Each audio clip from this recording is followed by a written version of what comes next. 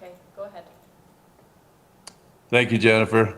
Welcome to this special city council meeting being held on August 7th at 11 a.m.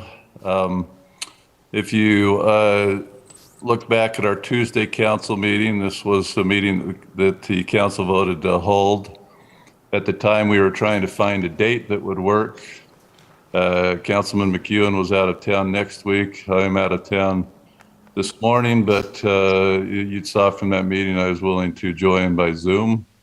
So I wish I could be there in person, but I'm glad that I can be here to join in Zoom.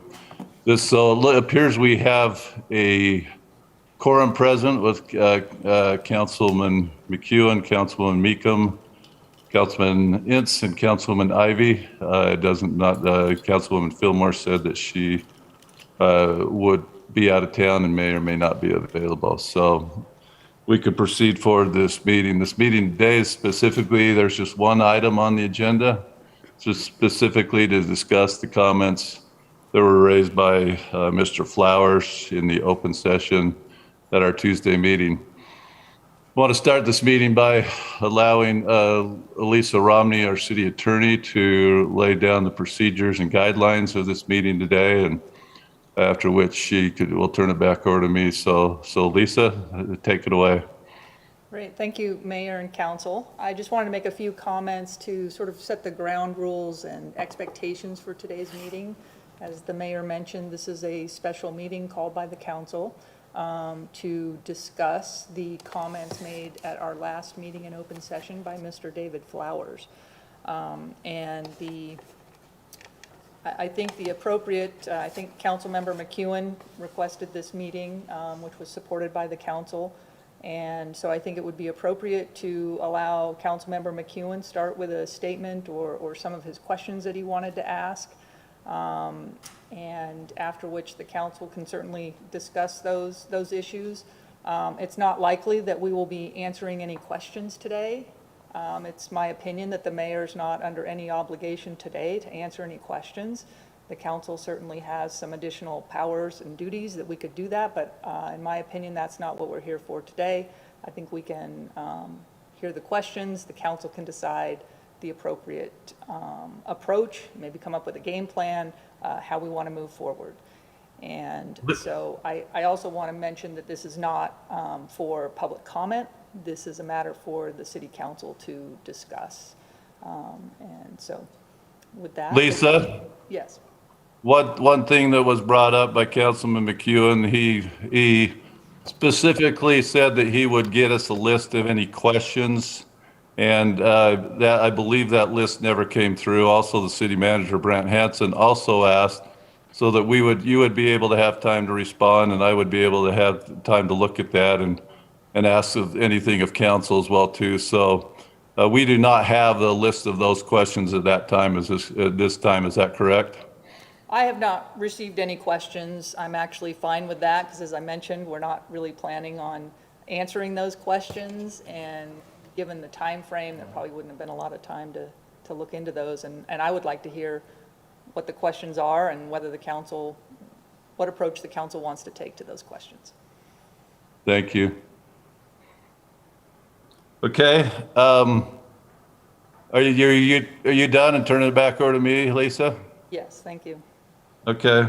So thank you so much, Lisa. As I stated, there was a Mr. Flowers at the meeting the other evening, who's a neighbor of George's, that asked a couple of things. He wanted to know about the Centerville Cares and specifically a video message that was put out from a cottage meeting. He also talked about having honesty and fair play in elections. And so I just wanted to address his Centerville Care concerns. Normally within these open sessions, we take comment from people, and staff will get back, or myself will get back, or a member of the council will get back to them individually, because council did determine that they wanted to address this with the public, and I'm fine about doing that. Centerville Cares, just briefly, for those of you that don't know, it is an organization that has a mission to eliminate suicide and help with depression and anxiety. It is completely staffed by volunteers that receive no compensation, and it operates by donation. All donations that come to the Centerville Cares goes for the good of their programs, anxiety and depression programs, suicide programs, health and wellness programs. This is something that it's blessed a lot of the members of the community. We could probably fill the council hall with testimonials of people over the last 2 to 3 years that have been blessed by this program. This is a program that is a nonprofit corporation that is not part of the city. At one point in time, the Centerville Cares did receive some donations from the Centerville Community Foundation, which is part of the city. That foundation had voted to have that be one of their projects that money would go to. So specifically, the Community Foundation, the Centerville Community Foundation, is a 501c3. The Centerville Cares is a nonprofit. It is not a 501c3. It's a nonprofit corporation. They are allowed to receive donations from a 501c3 and conduct their business with those donations. All those donations have been used specifically for those purposes. Now, unfortunately, something happened recently where there was a cottage meeting that was held that I had been invited to as both the candidate and the mayor of the city. I go to any of those cottage meetings that I'm asked to go to because I am the mayor of the city and there is an election going on. This cottage meeting was, a recording was made of it, and one of the members of the Centerville Cares Committee on the Facebook page of the Centerville Cares, thinking that they were in their own personal Facebook page, posted that video to Centerville Cares. Centerville Cares is a Facebook page that is not used a lot except for times of when a program is going on, and presently a program is not going on until September, so that page is not looked at a lot. When that member of the committee found out from the chair of the Centerville Cares Committee that that was up there on the website, that member of the committee took that down. It was up there for a few days, but it was taken down. This was not a violation of rules because number one, even it's not a 501c3, and it's only a 501c3 that cannot get involved in political activities. And even with 501c3s, they have to have substantial activity. And so you'll see many 501c3, they can't endorse or support candidates if you're a 501c3, but they can be somewhat involved. As many of you in the community will see that are members of the LDS faith, they encourage you to get out and vote and those type of activities. So we really are regretful that that took place. That was taken off of the Centerville Cares Facebook page, and this should, in talking with legal counsel, this should not affect the foundation of the city at all. It's a completely separate organization. They had nothing to do with that, and we regret that that happened and apologize for that. And then the last thing that I wanted to bring up is that these type of things, I would hope that we can, I've always said to the council, they're welcome to call me about anything that they may see going on. I believe this is a matter that I could have been called by Councilman McEwen or and said, hey, are you aware this is going on? I was not until the day or two before that was to go down. You can make a case that that I may have seen that before, but I did not. I was not overly concerned about it when I initially heard about it because it isn't out of 501c3 Centerville Cares. But still at that point in time, I said, this needs to go down because that is not part of Centerville Cares mission. So that is what took place. And like I say, we regret that that happened. Mistakes happen. We apologize for that happening. And so that is where we are at this point in time. So, so from there, Lisa, where would you like to go? Well, I think at this time, as I've suggested, to perhaps turn the time over to Councilmember McEwen to make his statement or comments or ask some questions that he was intending to ask at the last meeting. So Okay, thank you. I haven't prepared any remarks. I assumed that the mayor would make an opening statement and come up with a scenario that worked to the facts of the situation, which may or may not matter. Where I'm looking at this from, and if we go back to Tuesday night, Mr. Flowers made a comment that was very succinct in that, as a councilman I have to react to. He said that he believed city property had been used in a re-election. Now that is a very specific statement that needs to be looked at, because what I was asking the mayor when the discussion was shut down, there's something that's called a 1023, which is an IRS, it's a form used to determine whether or not you use that form to apply for 501c3 status, which is a nonprofit charitable organization status. And that's what I was trying to find out, because we have a problem. The posting, let's park that for a minute. That's a catalyst item. It's not the issue that we have to look at. The issue we have to look at is what is the separation between the city and nonprofits that it interacts with. And we give special privileges to nonprofits in the city. For example, if you're the Rotary Club, you do not pay for the use of the City Hall. We do that for nonprofits. So my question for the 1023 was to determine whether or not we were in a nonprofit status, which would then answer my question about was that a city property issue? Because if you're not a nonprofit, then the city charges you just like any other organization. So that was what I was attempting to find out. It has been cleared up through the news media that you're not operating a 501c3, Mayor, so I'm fine with that. It does present the issue, though, that I think the council needs to look at, which is in terms of where we sit in relationship to external nonprofits and what is the core operations of the city and where does it draw those legal boundaries so that it understands the difference between those two.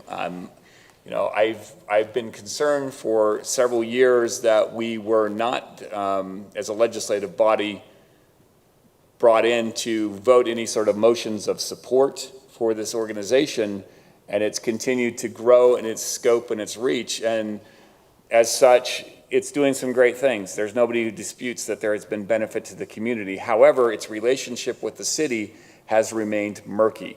It also presents a problem from just what I would call a pure ethical situation.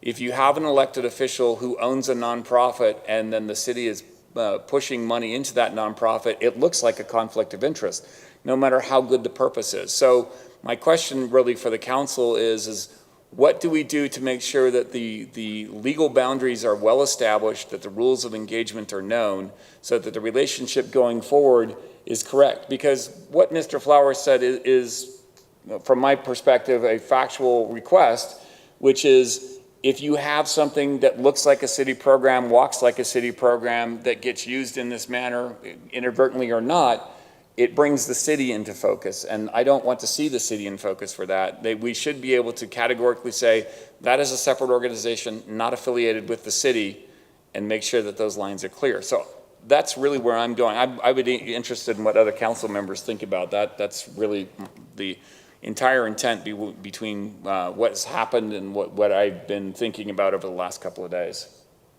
Let me, before council members respond, and I don't know if Lisa will have opinion on this or not, but number one, nonprofits do not have ownership. Those nonprofits are what they say nonprofit corporations, for-profit corporations, LLCs. These type of organizations is what have ownerships. You have directors in nonprofits. I do happen to be a director, and there's other directors as well too, but there is no ownership. So it's a nonprofit corporation, just like other nonprofits that have used City Hall. Some are 501c3s, some are not 501c3s. So yes, I'm a director involved with that, as well as other directors and other members, but it is not an ownership situation. It is not a for-profit. It's not like letting somebody come into the City Hall and run a business, and it's strictly doing programs for anxiety and depression, health and wellness, suicide ideation, this type of thing. And so I just want that to be cleared. Lisa, I don't know if you have any comment, if that's an area of law that you practice or not, but before we turn it over to council. No, I don't have any comment on nonprofits. Okay. So council, yes, any input? The other three of you that are there, would love to hear what you have to say. I guess I'll start out. I haven't really thought about what to say, but I really liked what the mayor said, that Centerville Cares is a completely separate organization. I think we've been amiss as a council not to make that, to delineate that separation better. And that's why we've gotten into kind of this murky stuff. And maybe we can fix that.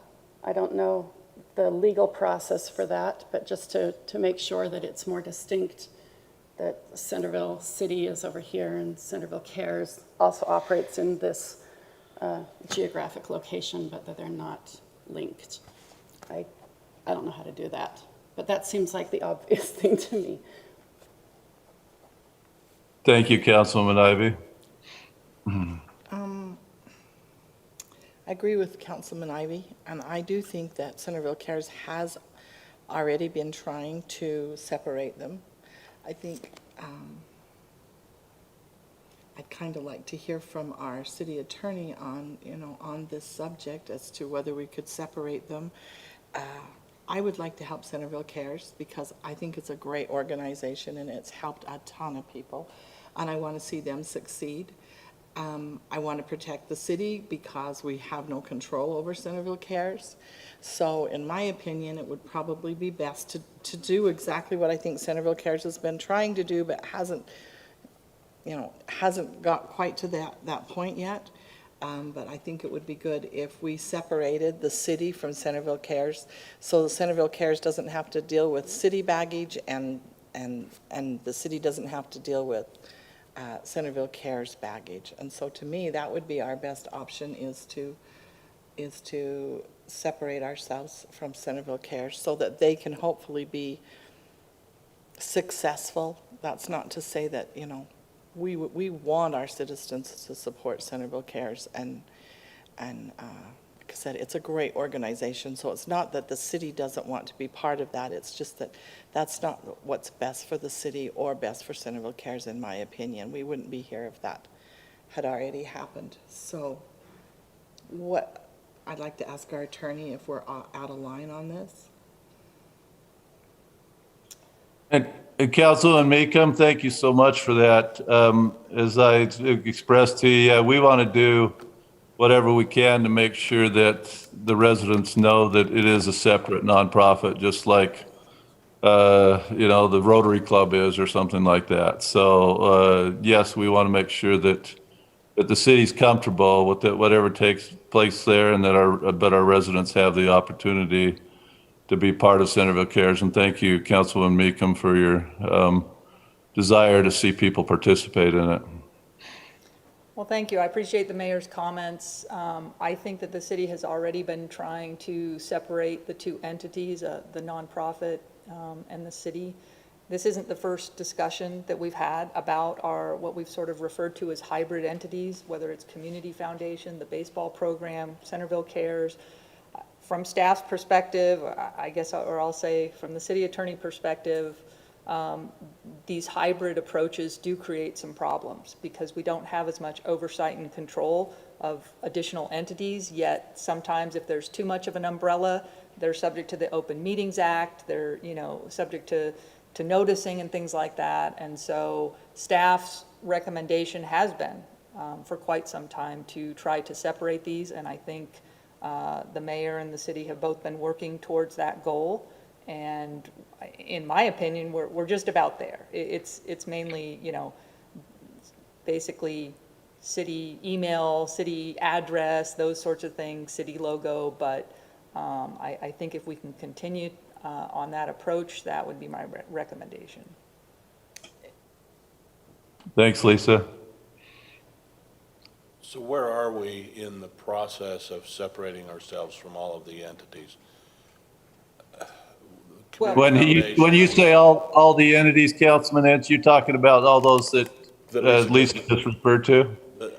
A, that Lisa just referred to, and then secondly, are there any others?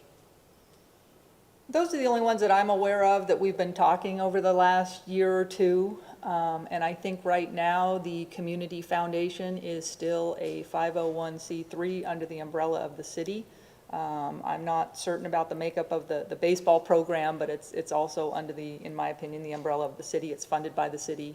But there are some volunteer projects that we're not necessarily in control of, and that we don't provide training or open meetings or anything like that. As the mayor has said today, the Centerville Cares has been created as a nonprofit corporation under the laws of Utah, and you can look that up on the Utah Department of Commerce website.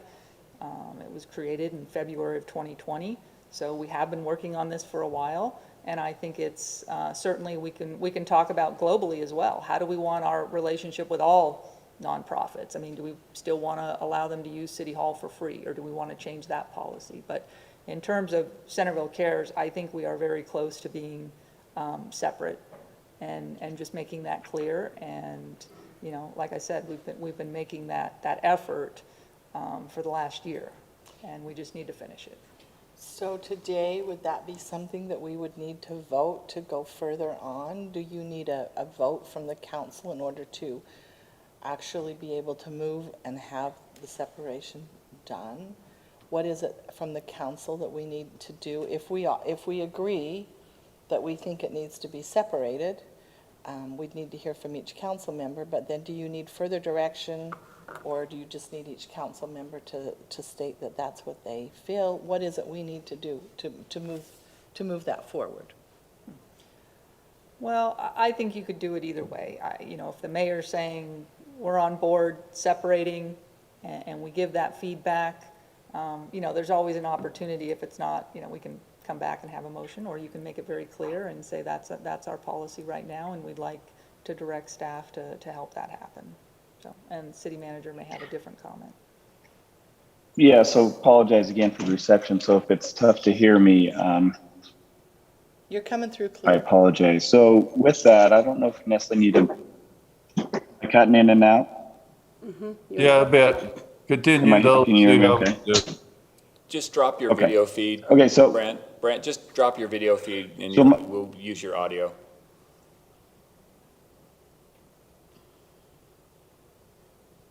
Yeah, we can hear you well, but the picture just. Okay, so my recommendation, if there necessarily needs to be a motion, or, well, pictures should be gone by now.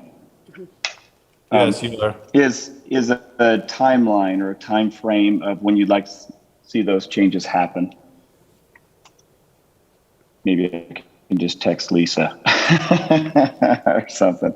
I think he just said that he would recommend that the Just seeing a council timeline. actually make a motion and provide a timeline for when you'd like to see that happen. Is there anything that takes some length of time, or is it just we could be done today and that would be fine? Mayor, is there Are we something ta- from the Centerville Cares side that is time?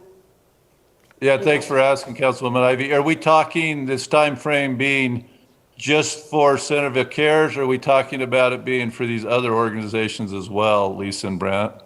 My recommendation is just to Centerville address Cares. Centerville Cares today. Okay, so my understanding right now is we can fix an address and an email. I don't know what other separation needs to happen though. Lisa mentioned the logo. Yeah, so my main concerns would be, in the association with the city, would be using any city email any city resources, city address for any type of Centerville Cares, using the city newsletter as a platform, and also the city logo, which I think might be what would take more time for Centerville Cares to come up with a new logo that's not as representative of the city logo. Lisa, do you have any issues with the term the mayor's initiative? Does that conflate things, or does that leave enough clarity that it's not a city program, or would you include that in that list?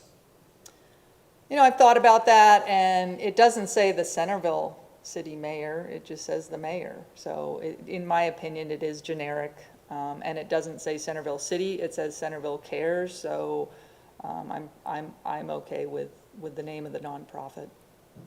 I was more talking in terms of like our usage when it gets used in literature. It says the mayor's initiative.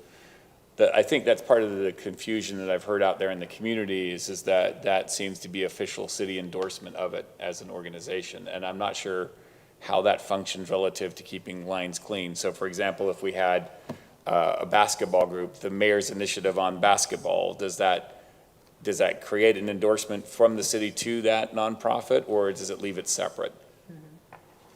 So I'm just curious where you would land on that, because to me, what I've been hearing is that's part of the branding of Centerville Cares, is the mayor's initiative is a branding item that gives it legitimacy as a city program. And- Lisa, and- I would suggest you look into that, because I think you'll find throughout the country that titles are used like that in programs that aren't necessarily a state or a city or a county program. So, and initially you said that as well too, but so I would suggest, look into that a bit. As far as Councilwoman Ivy, thank you for your question on time frame.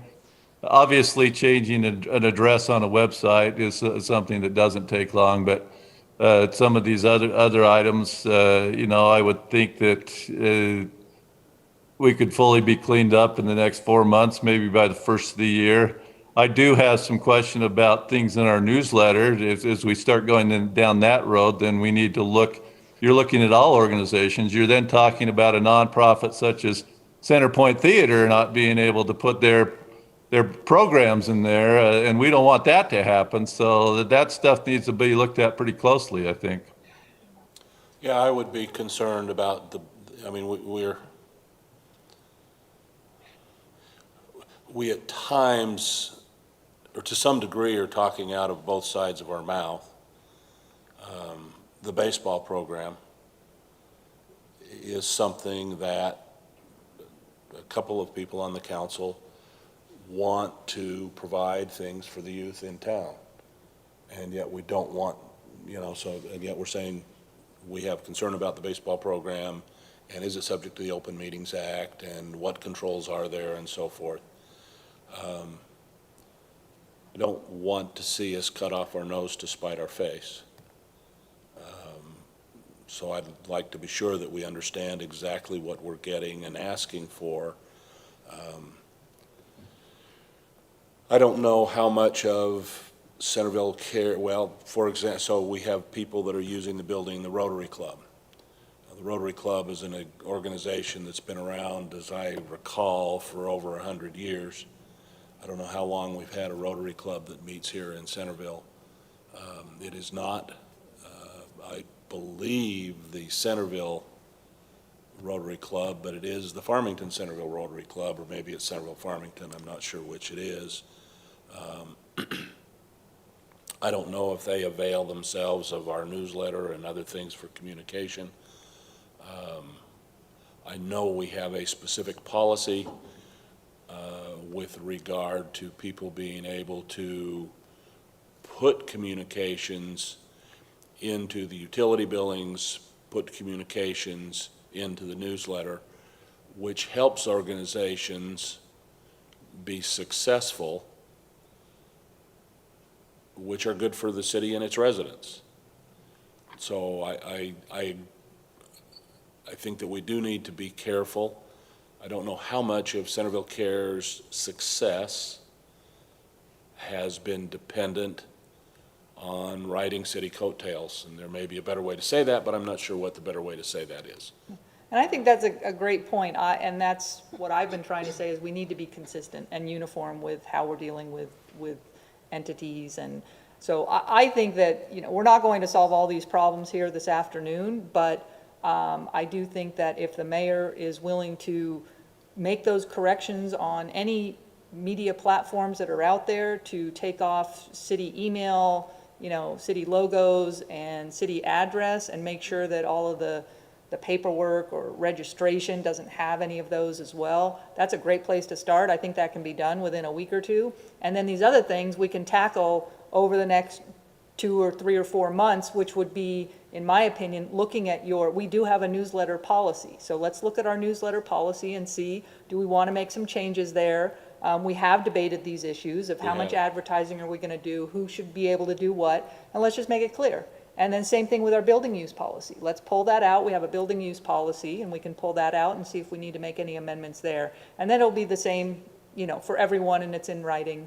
But I do think that it will take a few months to address some of these issues, and I would like to handle it more comprehensively with adequate time to do some research and giving you the pros and cons on how it impacts other entities. I think with that research, Lisa, if you would add some policy discussion about elected officials participating in the nonprofits, to me, it does present a conflict of interests for an elected official to be a director in an organization that is receiving city funds or receiving material support from the city, because that means if I'm a better advocate for whatever my nonprofit is it going to benefit more than, say, Bill's or the mayor's?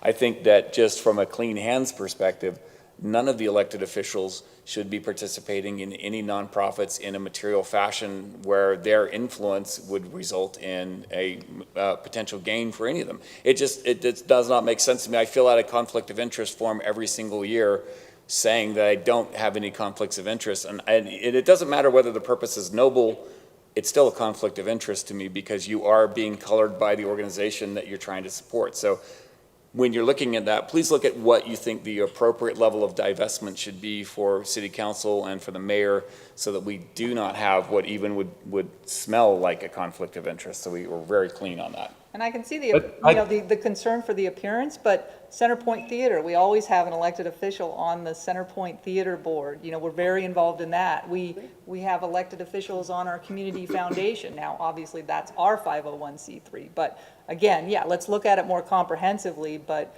we do have elected officials, just like we have elected officials on other entity boards, like the Sewer District Board and the mosquito abatement, And I don't have a problem with that. They're a different flavor, though, because if you look at the list of directors, they're multi-city, they're multi-representative.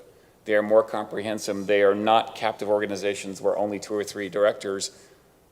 To me, they're shared organizations. So I need a delineator that lets me know what doesn't represent a conflict of interest. Sitting on the sewer board, or for Centerpoint. Centerpoint's a great example. We have representatives from Bountiful. We have representatives from Centerville. We have community members. That, to me, is a well-constituted board that has the ability to function independently. I think when you get into a smaller organization, that could be a problem. And it doesn't matter what it is. If it's a small organization that doesn't look representative, to me, it could be a problem. So I'd like some further direction on that.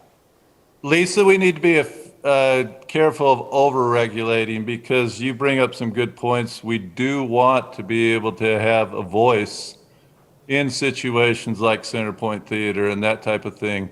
What Councilman McEwen is talking about, I certainly understand and respect. We're not the FINRA industry like Councilman Ince's industry, where we're making substantial income, and so we can really influence and it affects our income. We are not receiving income from these things that's of any materiality,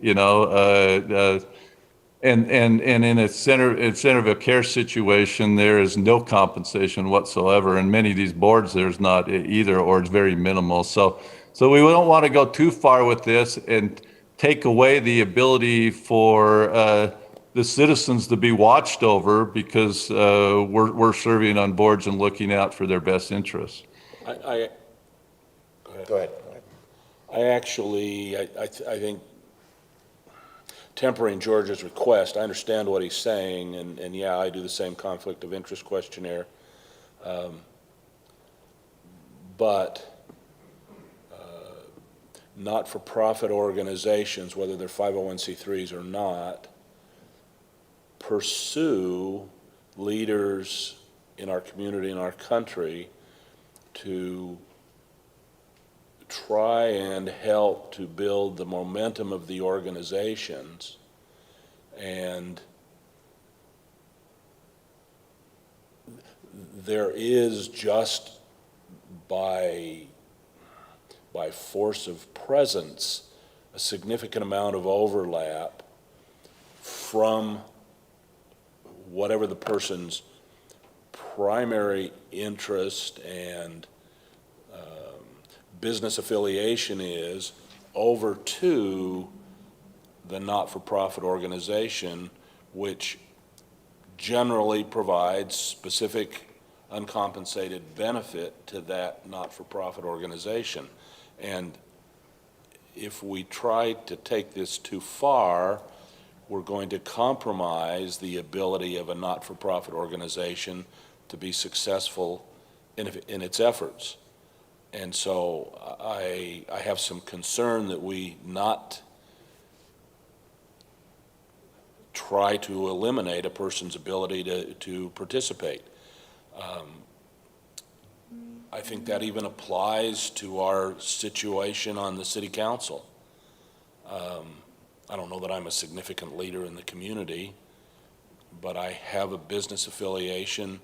I've had a certain amount of success in that situation, and the skills that I have learned or brought to bear there, I then am applying to my efforts for the city. Yes, I'm a compensated city employee. My compensation is $500 a month. It doesn't quite pay for the 15 to 20 hours a week that I end up spending on city business. And so if you take this down the wrong road, you curtail the ability for people who have been successful to make contributions to organizations that will significantly benefit from that leadership. And I don't want to do that. Thank you, Councilman Enns. So, Go ahead, Stephanie. well, I was going to try to wrap it up, because we've been here 45 minutes, and I figured it was a 10-minute discussion, but would So it... you got a motion? Well, I was going to ask, because I don't want to cut anybody off, but it sounds like there are issues that need to be discussed further, and Lisa's listed those ones, and we've now started discussing them, which means we could be here all weekend, Yes. having If we go not too done much any of of the the research philosophy, on them. So would it be okay if we just made a motion to do as Lisa said, just make a clean cut with the things that are easy to do this week? And she said she figured that the address and email and logo things could be done within a week, and we could just make the motion for that, and then the rest of it can be stuff that we tackle as we have opportunity to discuss it during the city council meetings.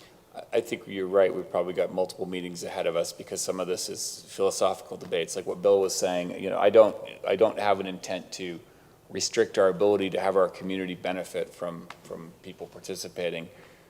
What I'm looking for is how do we achieve the best avoidance of appearance of conflict? How do we do that in the best possible way so that, like in this particular situation, had the relationship been clear that this was a nonprofit, that there was no ties to the city, when they put their video up, it would have been very easy for that individual to say that is the actions of that group, not necessarily with the city. So these are all things that we have to look at as a future item. My question for Lisa is on the form of the motion. What type of letter are you sending, like a cease and desist? What kind of instruction do you want relative to what the communication needs to be and what items on it? Well, I was just saying that it seems like it would be easy to take things off the website. I think 1 week is unreasonable, though, because I listed a lot of things, like making sure under the nonprofit that there's nothing there. So if you want to get very specific with timelines, I would say, yes, please don't use city email or, city addresses on any of your forms, within the next month.